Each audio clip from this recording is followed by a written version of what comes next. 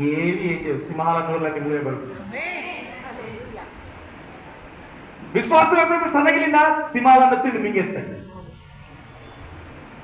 చెప్పండి, విశ్వాసం లేకుండా దేవునికి ఇష్టలై ఉండుట అసాధ్యము. దేవునికి స్తోత్రం, హల్లెలూయా. దేవుని మనం ఎలా సంతోషపరుస్తాము? చెప్పండి, చెప్పండి. విశ్వాసం వలన. విశ్వాసంతోనే శ్వాసం ఇచ్చుకోవాలి, విశ్వాసంతోనే మాట్లాడాలి, విశ్వాసంతోనే ఆలోచించాలి, విశ్వాసంతోనే చూడాలి. చూడాలి చూడాలి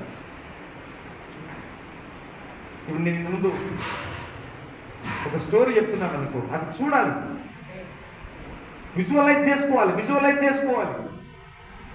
అర్థమవుతుంది? విజువలైజ్ చేసుకోవాలి, దృశ్య రూపంలోని మార్చాలి. అంటే మన మైండ్కి అంత